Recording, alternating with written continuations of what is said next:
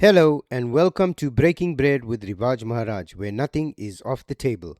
For today's episode, I wanted to talk about failed Marshal Asim Munir's callous and reckless remarks that he made towards the Shia Ulema of Pakistan. So without further ado, let's get into it. I have an article here from News 18 regarding Asim Munir's callous and reckless remarks, insulting remarks that he made towards the Shia ulema during the iftar celebration. And I'm going to go through that article with you. Go to Iran. Asim Munir's iftar Shia insults spark sectarian storm in Pakistan. Exclusive details. In what is being described as a watershed moment for sectarian relations in Pakistan, a high-profile iftar gathering on March 19th has ignited a nationwide firestorm. CNN News 18 has accessed exclusive details of the meeting where Pakistan's Army Chief General Syed Asim Munir reportedly delivered a direct and humiliating rebuke to the country's top Shia ulema. Sources present at the event describe a tense, one-hour monologue in which the general refused to allow the religious scholars even a single minute to respond or raise the pressing concerns of their community. The encounter has left the Shia leadership feeling fundamentally insulted, with Maulana Hasnain Abbas Gardezi noting that the general's tone and triviality of some of his remarks were entirely unbecoming of an officer holding such a high-profile constitutional office. The crux of the outrage stems from a specific inflammatory remark made by General Munir during the session. While addressing the scholars, he repeatedly told them, "If you love Iran so much, then go to Iran." This framing has been interpreted by the community as an attempt to equate religious and emotional solidarity with a foreign spiritual center as proof of disloyalty to the Pakistani state. Allama Nazir Abbas Takvi, who attempted to intervene multiple times during the speech to seek a dialogue, expressed shock at the general's manner. Despite being promised a follow-up session after dinner, the scholars were reportedly left waiting as the army chief made a sudden exit, further deepening the sense of professional and personal disrespect. Shia leaders have hit back with a firm historical reminder asserting that their hearts beat for Islam and Pakistan, not merely for a foreign geopolitical entity. They argue that General Munir's rhetoric effectively erases the foundational role of Shia personalities in the very creation of Pakistan. Critics point out that the country's founder, several key Muslim League leaders, and significant financial resources during the independence movement were provided by the Shia community. By suggesting that Shia loyalties belong elsewhere, the military establishment is accused of ignoring a centuries-old religious connection to the spiritual sites in Mecca, Medina, Iraq, and Iran, a connection that they maintain is entirely compatible with their deeper historical stake in the Pakistani nation. Now, the article goes on further. I'm going to attach it. I urge you to have a look at it. I'm also going to attach a clip of the video of the news item that was aired. And basically, Asim Munir has gone on to show that his contempt for the Shia. So, Pakistan, while being a Sunni state, has a sizable Shia population. However, the Ahmadiyas, who are also a formidable population within Pakistan, have been declared as being, for want of a better word, non-Muslims. So they're being persecuted. They're one of the minorities, along with the Hindus and the Christians, that are being persecuted within Pakistan. And this comes as no surprise, the manner in which Asim Munir is treating these Shia clerics. However, there's a few things that need to be mentioned. The father of modern-day Pakistan, the man responsible for breaking Pakistan away from India, was Jinnah, and Jinnah was a Shia. He was a Shia Muslim. Now, essentially, what these Shia clerics are saying is that Iran is the spiritual home of the Shia faith, and their spiritual leader is the Ayatollah, and Ayatollah Khamenei was assassinated by the Americans and the Israelis, and they are seeking some sort of condemnation for that. Now, they find that Asim Munir's remarks are extremely callous when he says, if you love Iran, you might as well go there.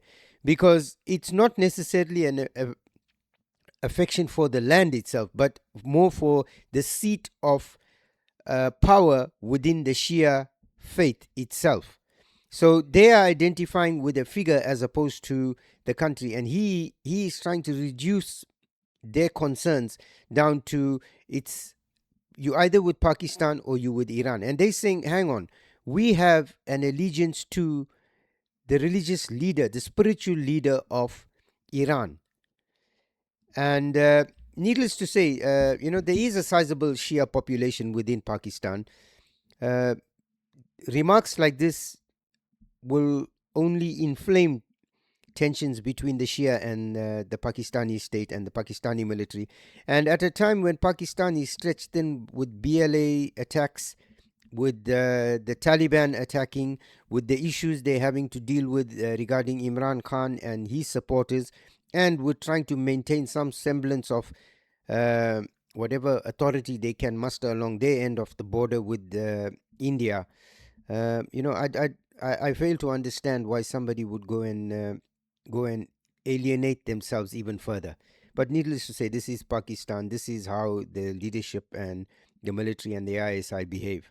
The sense of hubris knows no bounds.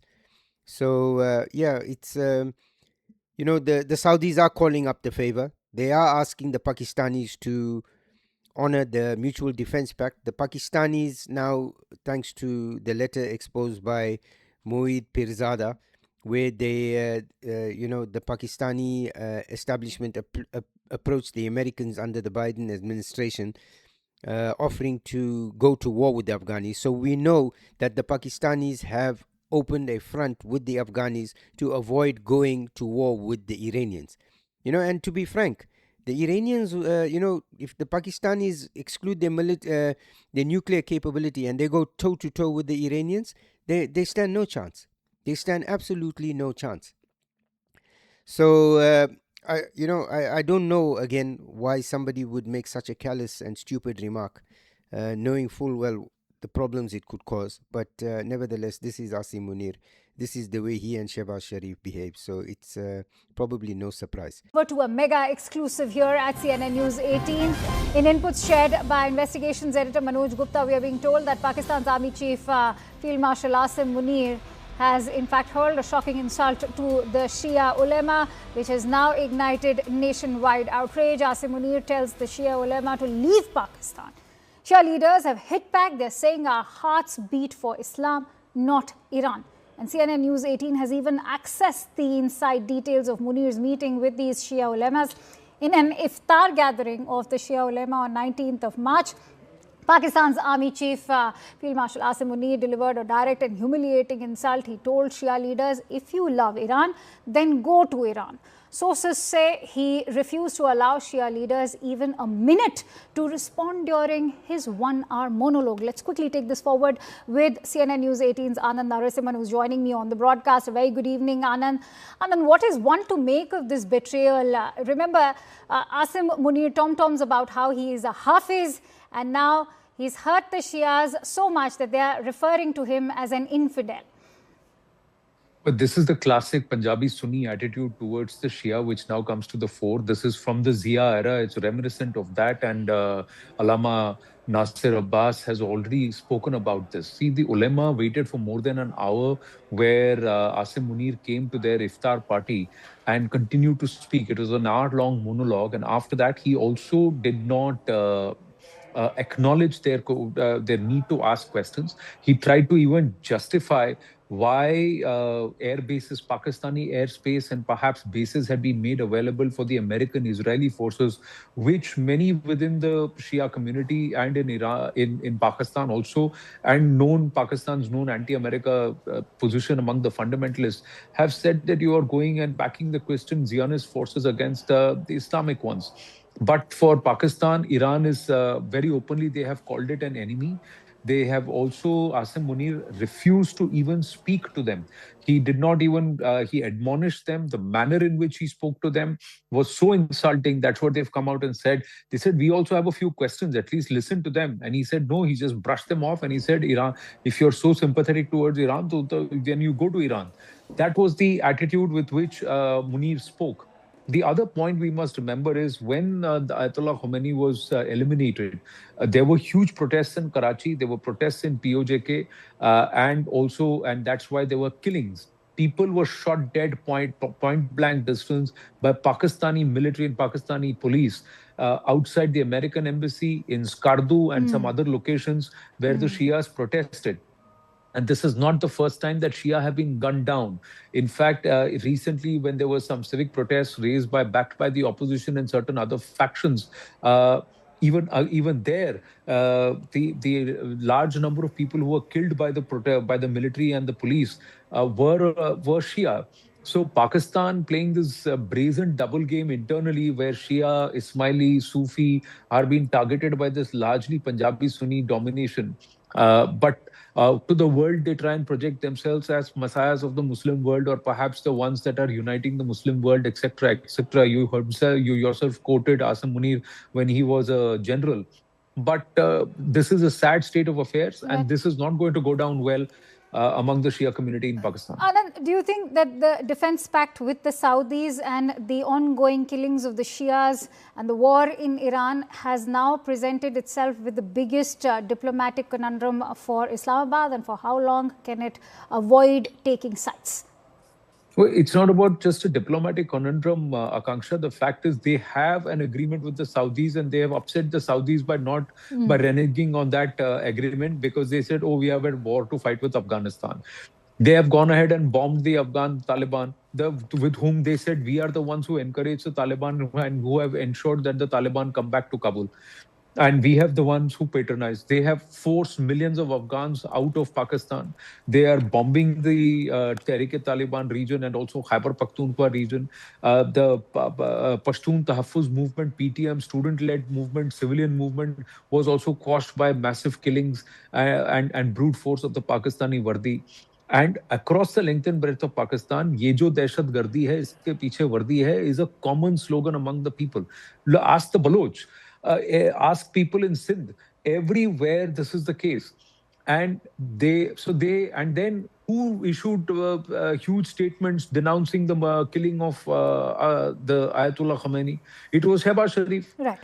Who came out and said that we express our solidarity with Iran. It was Pakistan Prime Minister Shehbaz Sharif. So they tried to play the double game, and they have gotten ground in between, and they're caught in a bind.